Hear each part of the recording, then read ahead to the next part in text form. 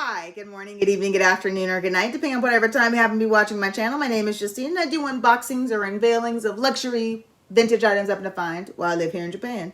So, if you're new to my channel, hi, I hope you enjoy the videos. If you're a subscriber and you're coming back and you're a veteran, hey girl or guy, because luxury is not just for women. All right, so I normally do unboxings, but guess what? This is the end of my video of my collection of my Gibeciere line for Louis Vuitton. I decided since I have all four sizes that I'd show you all four, and then I'd do a comparison side by side of all four of them. So, before we start, just to kick off and to finish up, yes, we have our Athens Starbucks coffee mug. This is the last time you'll be seeing this in this video, or at least you might see it again, depending upon how many videos I end up making. So, the fun fact about Athens. As a lot of you know, I lived in Europe for about 2.5 years, and where I lived was in Sicily, Italy.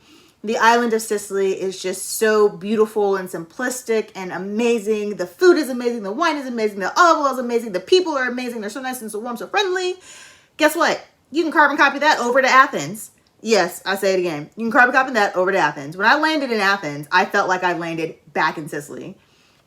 I felt like I had landed in Catania Airport, and as I was driving through the countryside, I literally had deja vu and thought that I was back in Sicily. So if ticket prices aren't what you want it to be, maybe hotels aren't what you want it to be, but you want to get the feel of Greece, guess what? Hop on a plane to Catania, Sicily, because you're going to have this almost the same exact feeling. And what I learned was apparently the Athenians, are cousins or brothers to the Sicilians. So, hey, it works out.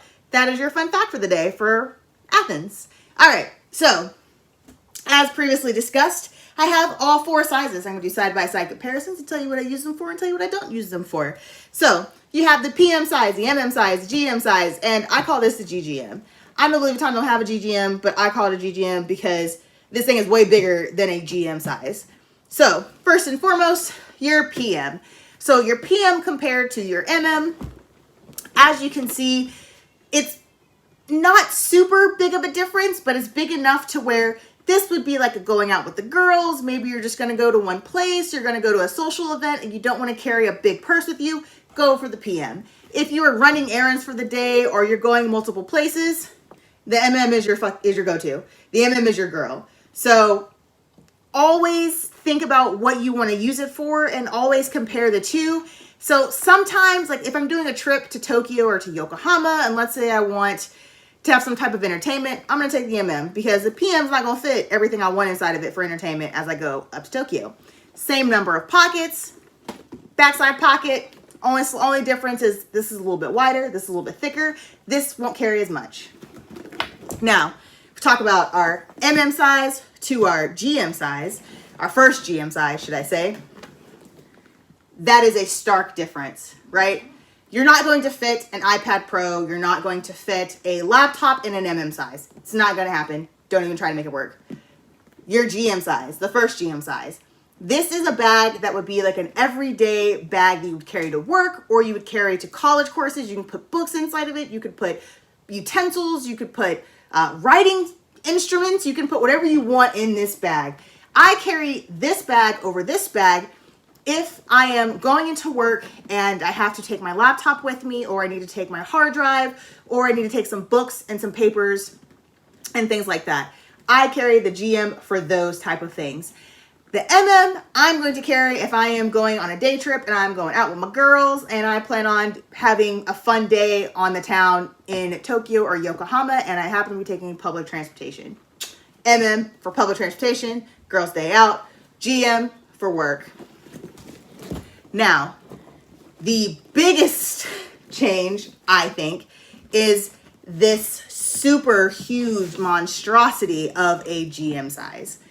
So this GM compared to this GM, it doesn't look like there's that big of a difference, but there is. If you do a side-by-side comparison, you can see how much wider and how much taller this GM is. And this can still get the work done. This can still get the job done. But this would be like a diaper bag. This would be a bag that you carry with trips. This is what I carry whenever I have duty. As I've stated before, I am active duty military, so sometimes I have to spend over 24 hours at work. And if I have to take multiple things with me, maybe uniform items or creature comforts, or I want to take my laptop with me or anything else, I'd pick up this. This is what I would put a lot of things in and just shove so many things inside of this. And this is what I would take with me to work. So now that you've seen all four of them and you've seen the side-by-side comparisons, let's talk about some of the negatives. So as previously stated, I have had the leather trim on this GM replaced. It cost me between $400 and $500.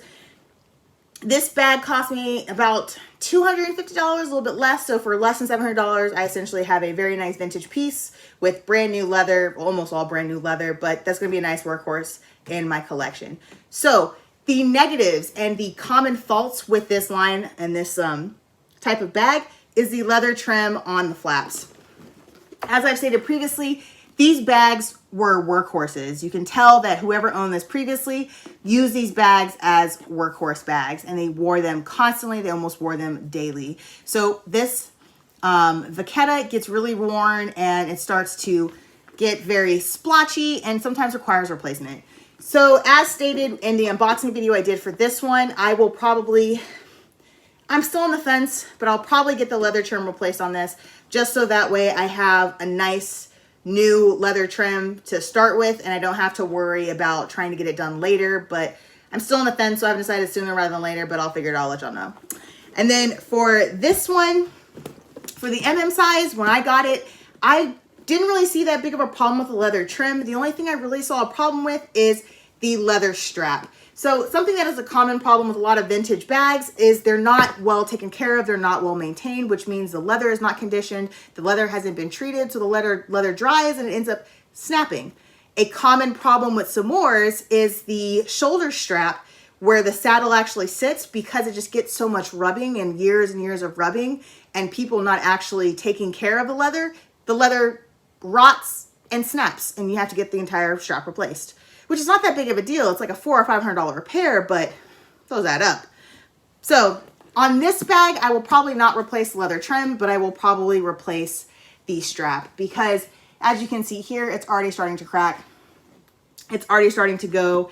Hasn't gone all the way through, so I might try and save it. I will definitely condition this after we're done with this video. This I've already replaced the leather trim, so I don't really think there's going to be too much more that I do with this bag unless the leather strap happens to tear or decides that it's just going to give out on me one day.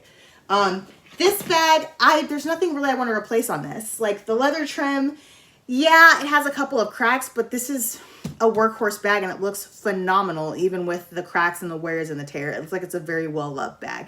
The only issue that I might end up having is if the leather ever gets too dry on these pieces where the actual cloth strap attaches, then I'll have to replace that, but that's really not that big of a deal. I've had it replaced before on bags that happen to have the cloth strap and it's an easy fix. It actually cost me like less than $200 to get that done, so that's really not that big of a deal.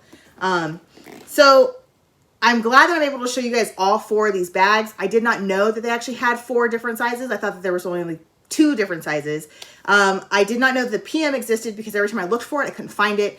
I did not realize that this GM actually existed because I'm not gonna lie, I thought it was fake because it looks so much similar to the other GM, but the biggest difference is the fact that it has a cloth strap. So it threw me off and I thought, this is a fake bag.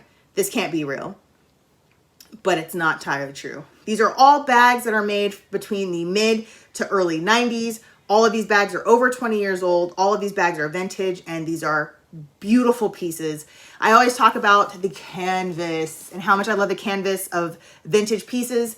It's just so much more rugged and so much more durable than I've noticed recent Louis Vuitton pieces being, which is kind of disconcerting, but there's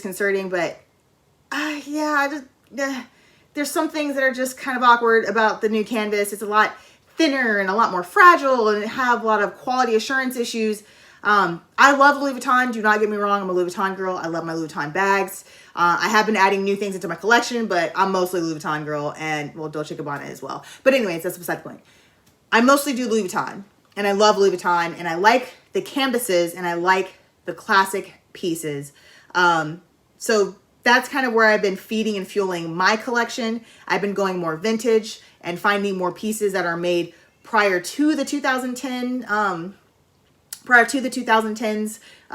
decade, just because there didn't seem to be this many quality assurance issues in the 90s, in the 80s, in the 70s, in the 2000s. It's only really been recently where Louis Vuitton, I feel like, has kind of exploded and gotten a little bit bigger than they could manage. They started making things from imported goods in the States, and we all know sometimes how that goes. So I'm always willing to pay the extra buck. I'm always willing to repair a vintage piece just to keep it longer in my collection, because the vacata can be replaced. That's something that's easy to be replaced.